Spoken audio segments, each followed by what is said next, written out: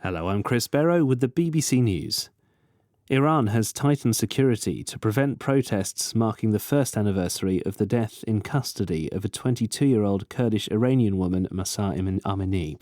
She was detained by Iran's morality police for wearing the mandatory hijab, or head covering, in a manner deemed inappropriate. Sebastian Usher reports.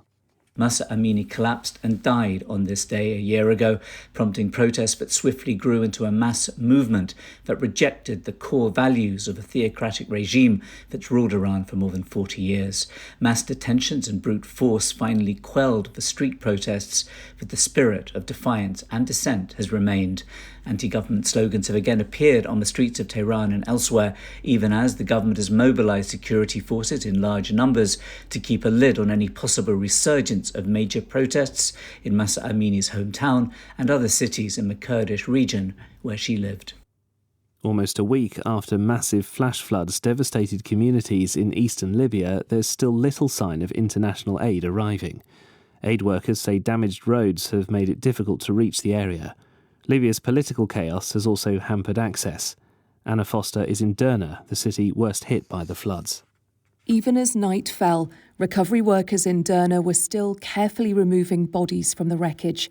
Amid a scene of chaos, with crumpled cars and uprooted trees scattered among shattered buildings, we watched one team carefully carry a heavy black body bag to a waiting ambulance. It's a scene that's now been repeated thousands of times. Aid organisations fear many dead still remain in the debris. They're also warning of the risk of disease to survivors. The US Special Counsel in charge of the federal case, accusing Donald Trump of plotting to overturn the result of the 2020 election, is asking a judge to impose limits on the former president's comments.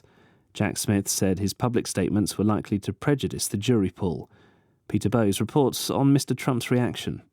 Donald Trump has long said that Jack Smith is at the forefront of a political witch hunt against him. In a message on his social media platform, he wrote this. In part, he says, "So I'm campaigning for president against an incompetent person who has weaponized the DOJ, the Department of Justice, and FBI to go after his political opponent, and I'm not allowed to comment," end quote. So yes, we know what Donald Trump thinks about this. A son of the imprisoned Mexican drug lord Joaquin Guzman, known as El Chapo, has been extradited to the United States to face drug trafficking charges.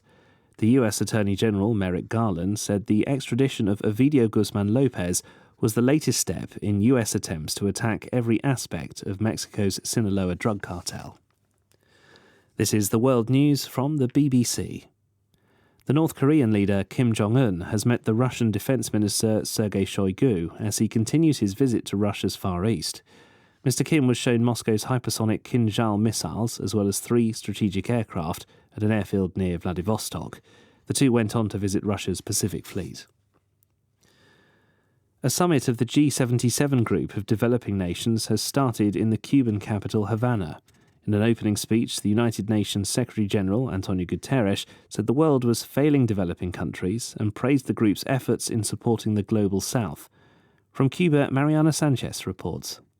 Leaders from countries such as Brazil, Argentina, Venezuela, Angola and Mongolia arrive in Havana at a time when the country is going through what analysts have called the deepest economic crisis since the Communist Revolution in 1959. And Cuban President Miguel Díaz-Canel is trying to use the event to show that the island is not so isolated globally.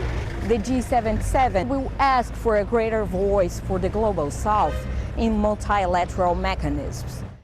A court in Belgium has sentenced 8 men to various prison terms for their part in the jihadist bombings in Brussels in 2016, which killed 32 people on the metro system and at the airport. 6 men found guilty of murder or attempted murder were given sentences from 20 years to life in prison. A state funeral is to begin shortly in South Africa for the Zulu prince and politician Mangosuthu Buthelezi, who died last week at the age of 95. Thousands are expected to gather to pay their respects to the once powerful and controversial founder of the Inkatha Freedom Party at a stadium in Ulundi, the ancient capital of the Zulu kingdom. I'm Chris Barrow, and for now that's the latest world news from the BBC.